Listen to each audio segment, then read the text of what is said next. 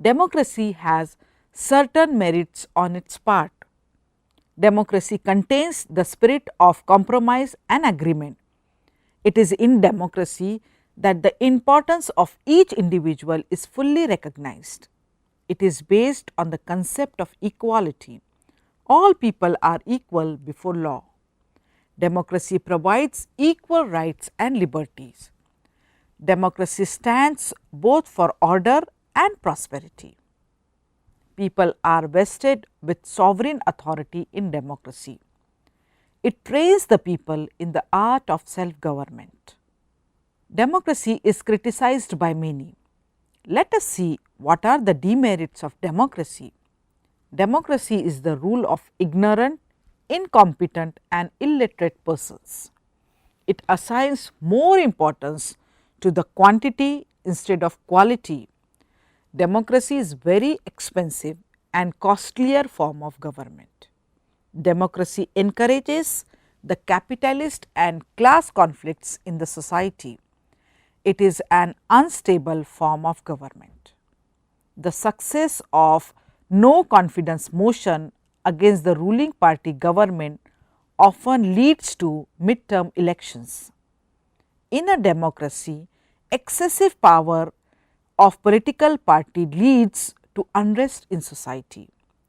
Democracy has ceased to be a government by majority in a multi-party system. Majority rule and minority rights. All democracy are system in which citizens freely make political decisions by majority rule. Now, we will see what is the majority rule and minority rights. All democracies are system in which citizens freely make political decisions by majority rule.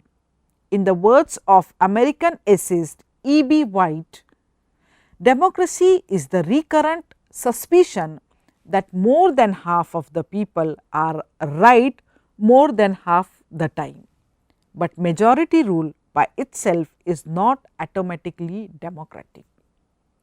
In a democratic society, majority rule must be coupled with guarantees of individual human rights that in turn serve to protect the rights of minorities and dissenters, whether ethnic, religious or simply the losers in political debate. The rights of minority do not depend upon the goodwill of the majority and cannot be eliminated by majority vote.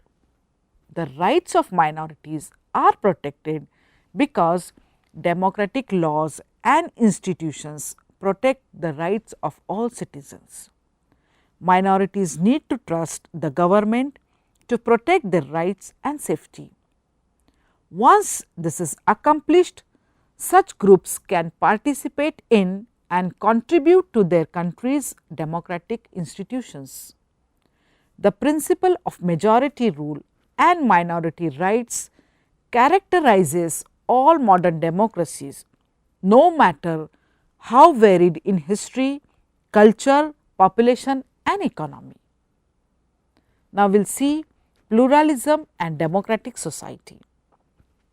In a democracy, government is only one thread in the social fabric of many and varied public and private institutions, legal forums, political parties, organizations and associations. This diversity is called pluralism and it assumes that the many organized groups and institutions in a democratic society do not depend upon government for their existence, legitimacy or authority. Most democratic societies have thousands of private organizations, some local and some national.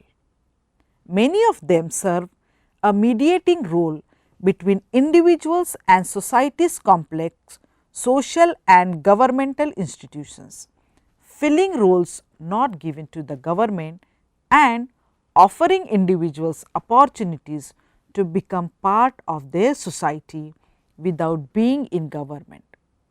In authoritarian society, virtually all organization would be controlled licensed, watched or otherwise accountable to the government. In a democracy, the powers of the government are by law clearly defined and sharply limited. As a result, private organizations are largely free of government control.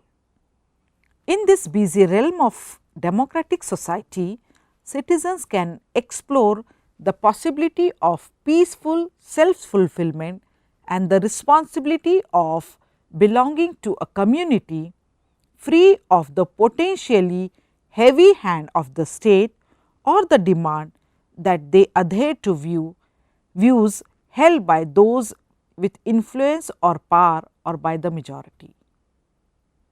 Hence, the lack of support for democratic legitimacy among ordinary citizens, especially during periods of societal crisis, can be a powerful factor behind a process of democratic regression or democratic breakdown.